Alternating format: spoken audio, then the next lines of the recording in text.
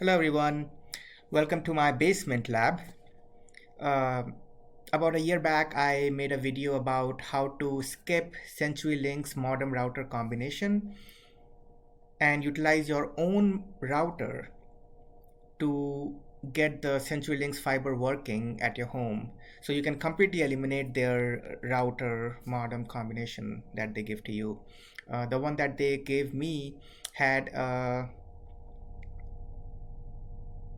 LAN cable coming from the ONT plug-in into the Technicolor modem router, but I did not like that. I wanted to use my own router, so I um, did some research online, and I was able to do eliminate that router. In this video, I wanted to show you how you can achieve the same thing using PFsense.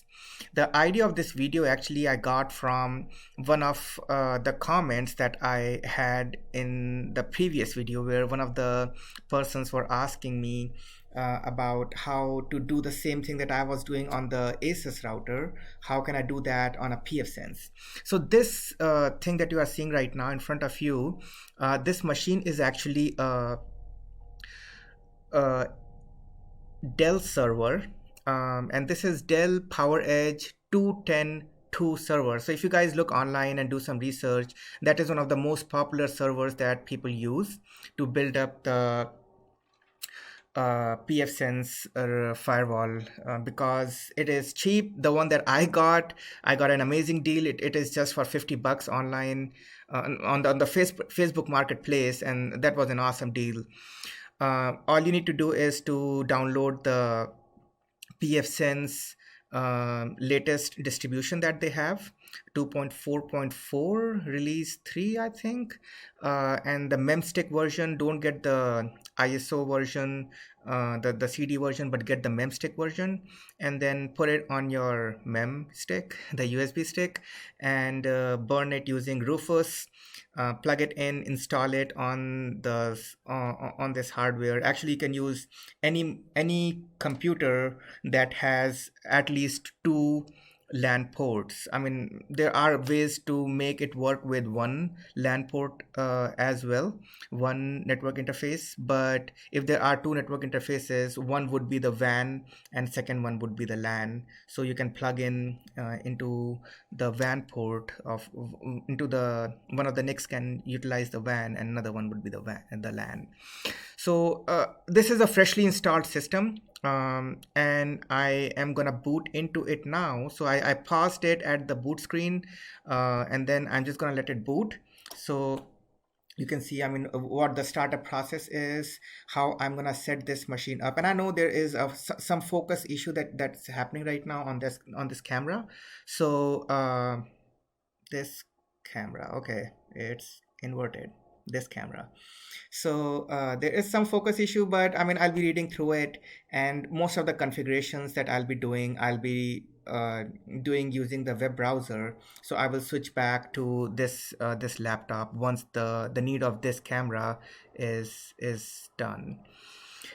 So the system is right now booting in. And while this is booting in, I want to show you something. So there are two LAN ports over here. Let me move these cables out. So there are two LAN ports, network interface ports. So one says GB1 and another one is GB2. It doesn't matter what it says over here, but actually in the PFsense, it will be named as EN0 or IGB0 or IGB1 or BCE0, BCE1. I mean, the way they call their own network interfaces. So right now the machine has booted in, and you can see that in my case, it is being called as BCE0 and BCE1. And both of them are down right now because I haven't plugged in the cables. So both network interfaces are down. And I don't know which one is BCE0 and which one is BCE1. So the first step is to find out which one is BCE0 and which one is BCE1, because we cannot just assume that GB1 is the BCE0 interface, even though they are in some numerical order, which makes sense to assume that. We cannot do it. Moreover, if you guys were utilizing a network interface card that had like um, four ports card, so something like this. So this is a PCIe card that you can plug in into your motherboard, and it converts it into these four ports, and it could have called BCE 0, 1, 2, 3, and you would not know which one is which one. So I wanted to show you one of the ways of finding that out. So what you can do is just take any LAN cable that is plugged in, into the computer, or you can also take, like this yellow wire is basically the ONT wire. It is coming right from outside from the ONT box. You can just take this one and plug it in. I know that right now there is a question on the computer that says, should VLANs be set up right now?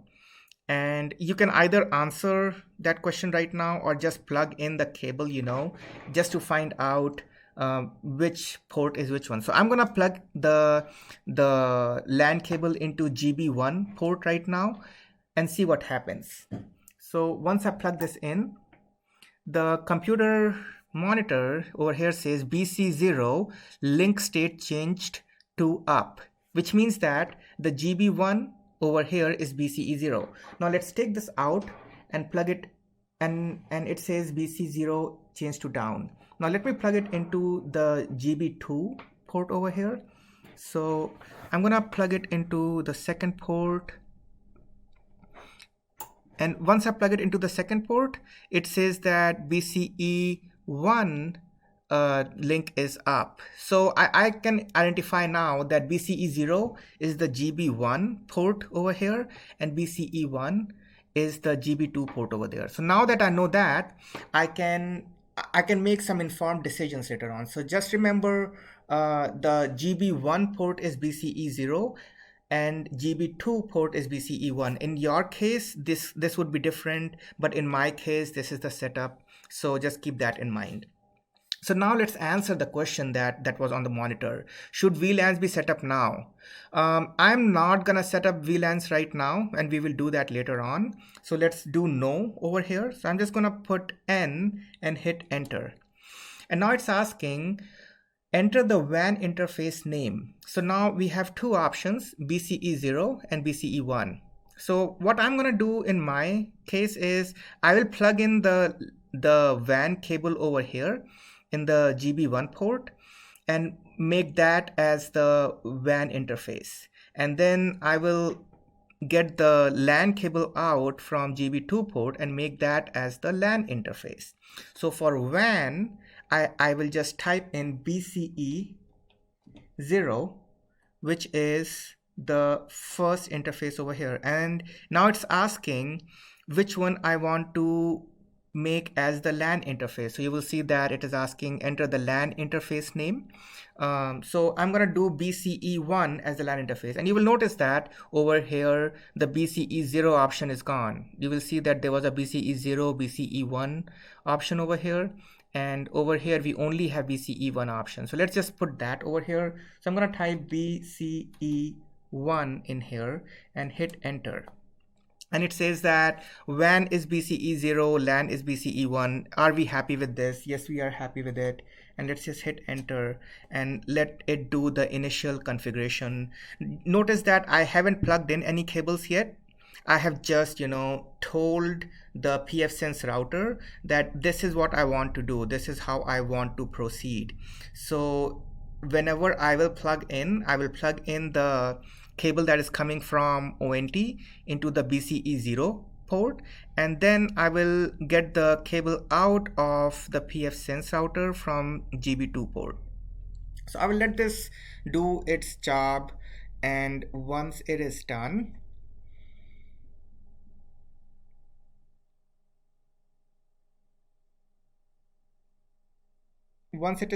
then we will be presented with this screen. And this is one of the classic, screens that talk about what all things you can do with PFsense. So right now we can see that the WAN port has no network assignment, no IP address assignment, and that is obvious because we won't get IP address assignment till we have the pppoe authentication and 201 tagging. So unless we do all that, we won't have any IP address assignment.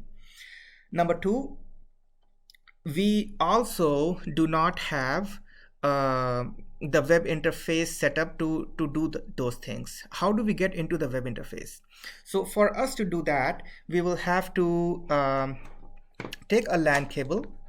So we will take one of these LAN cables, and I will insert this into the LAN port over here.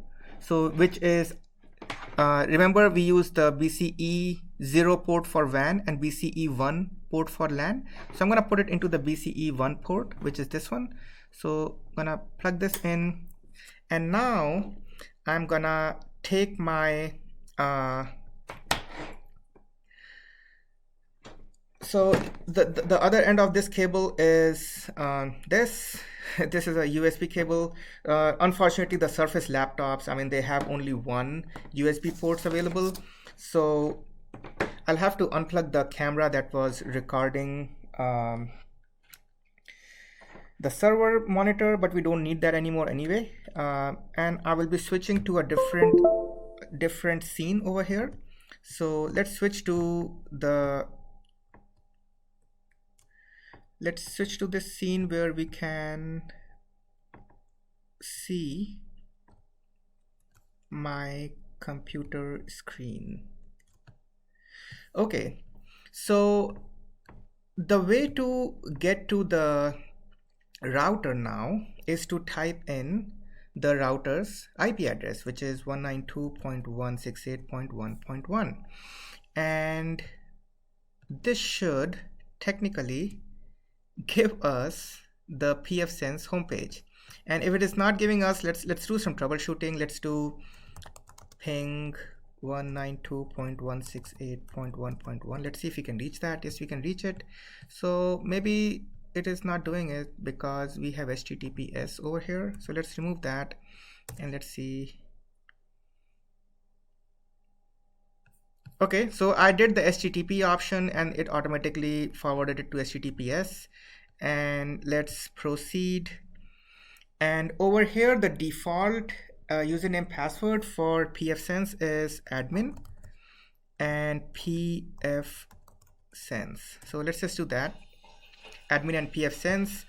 And yeah, you can hear in my basement the water is flowing through, so I apologize for that. There will be some background noise. I hope you guys can ignore that.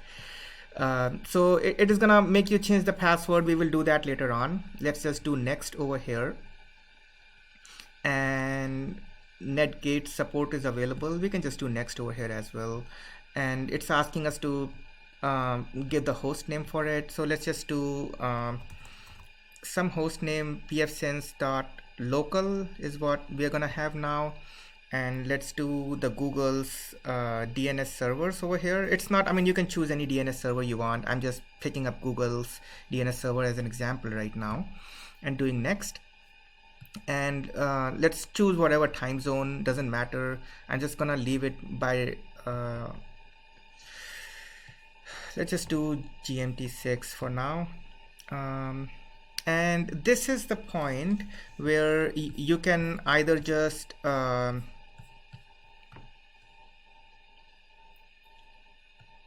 let it go, you know, like just leave it the way it is and do next over here, and do next over here. And you see I did not do any changes yet. I mean, I just want to go into the web interface to start doing those changes. So as of now, I'm just gonna do some default configuration and just go in. Even though I chose pppoe over there, I did not do any configuration. I just tried to navigate through in the screen. And the password, I'm just gonna choose any random password as of now. And it doesn't force you to choose a strong password, but it's highly recommended. Choose a strong password, please. I'm just choosing some random password as of now, so I can go in. And it is asking click reload to reload the PFsense with new changes. I'm going to do the reload. Reload is in progress now, and the wizard will redirect me to the new page. Okay, perfect. So we can do finish here now, and we will be into our new PFSense. So now we can also access PFSense using pfsense.local, because that's the host name we chose. So pfsense.local, if we ping this, we should be getting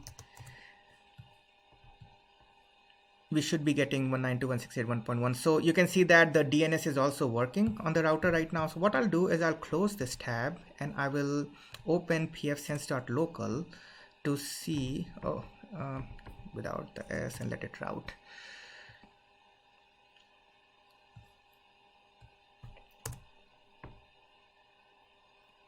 It does not want to work. Okay, there it is. Okay, proceed to pfsense.local, asking for username password. So let's put the username and password. In this case, I just put admin and admin. So that is it. Okay, so we are into the PFSense interface. Now what we need to do is to start configuring our pppoe details and do the 201 tagging. So number one thing that we gotta do is to create the VLAN assignment. And the way to do it is we got to go into the interface and we have to click on assignments. And in this assignment, we have to choose VLANs, and we gotta add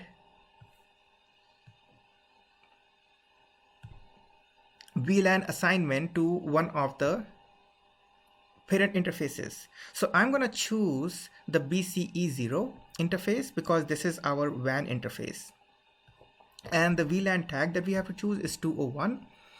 VLAN priority we can leave empty, and you can put a description over here.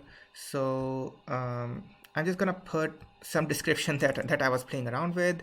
BCE0. Okay, so pppoe VLAN on, this is just a, so VLAN 201 on BCE0 interface. Okay, let's just do that. Okay, and save this over here.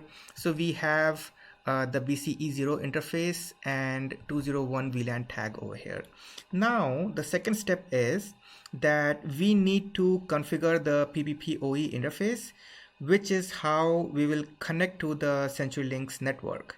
And the way to do that is to go into the interface, go to WAN, and in WAN we have to now provide the pppoe details. So you recall how I chose pppoe earlier when I was doing the setup. That's why it is showing up as pppoe over here now, but we didn't need to do that. We could have done it over here at this point also. So let's just choose pppoe over here, and we can scroll down, and in the pppoe configuration now over here, this is where you need to enter your user details. So let me, so at this point we are going to have our pppoe username and password already from CenturyLink. So if you have watched my previous video on the ASUS router, you must already have the pppoe details with you. So right now, please have that ready already. What I'm going to do is I'm going to enter the username and password, and I don't want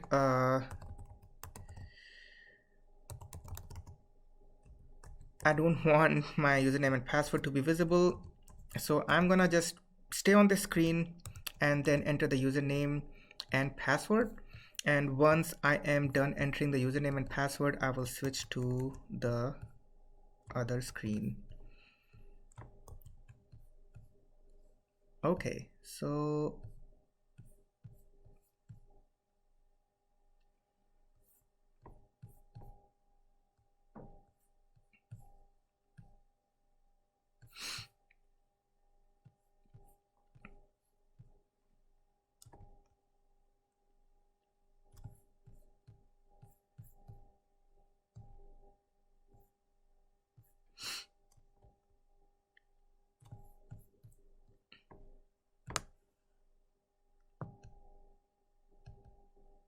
Come on.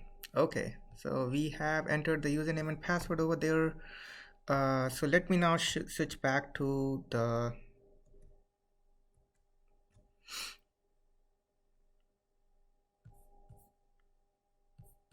okay, so hopefully you guys can see this. Yep, you can see it. So what I have now is the username and password entered in, and I'm gonna be clicking this enable dial on demand, and the idle timeout is 0 in my case.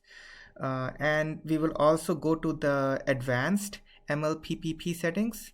And when I click on advanced and MLPPP settings, it will automatically show my username. So what I'm going to do is I'm going to switch back to the other screen so that my details are not visible.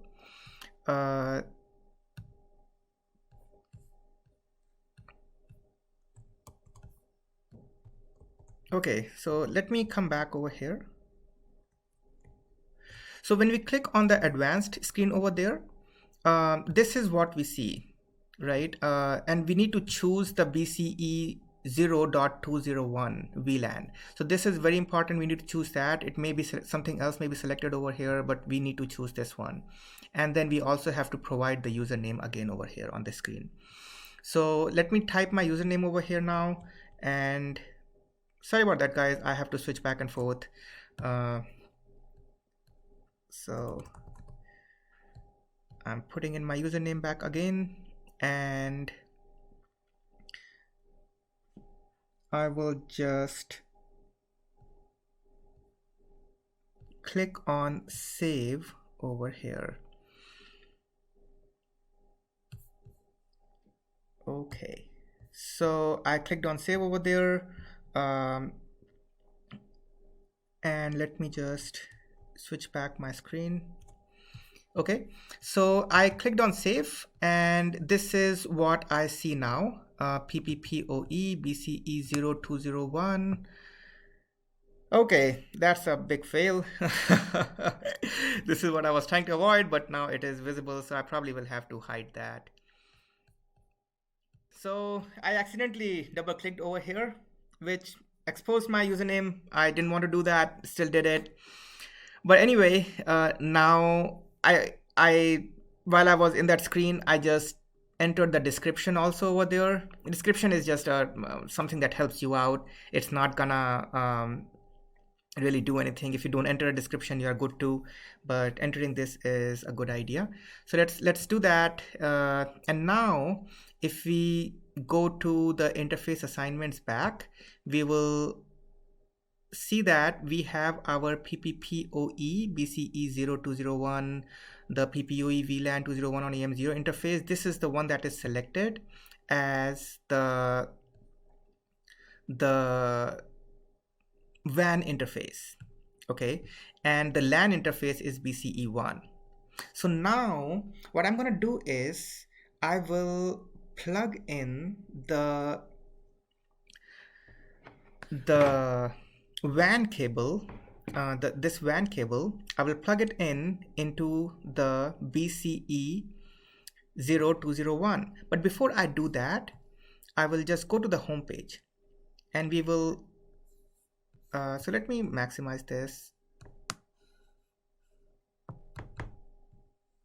Come on. Oh man, not the YouTube. PFsense local. Okay, I don't know. I don't know where did I click the YouTube. Maybe this disconnected phone sound. I clicked over there. But either way, we can click on the PFsense homepage over here, and what we need to monitor is the WAN interface now. So let's go in, plug this in the WAN cable into the BCE01 interface, and you will see that this interface will come up, and it does come up, and you can see that I got an IP address assignment, there is an uptime, and everything is working the way it should work. So how do we check that? Let's go to google.com, and we have Google working.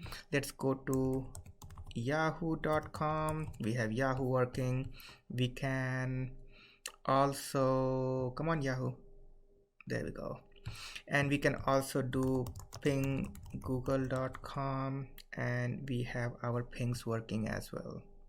So this is all I wanted to show you guys. I mean, how to get the PFsense router working with CenturyLink. These are very simple steps. I started from scratch. I did not have any other configurations on this PFsense box. You guys can also do that. Just start from scratch and just get this working. Now, what I would recommend doing is, you can, once you have this thing set up the way you want to set up, go to diagnostics and go to backup and restore, and back up this configuration, because this is the configuration that will let you go back to this state without worrying that you have messed up something. Because once you get the PFsense box, you start configuring it to your heart's content, or if the box messes up, you want to revert back to the original, configuration where things were working. So you can go to diagnostics, go to backup and restore, and just download this configuration file, and it will download as an XML file in your local computer. So whenever, even if you reset this box, reinstall PFsense, you can use this configuration file to do the restore.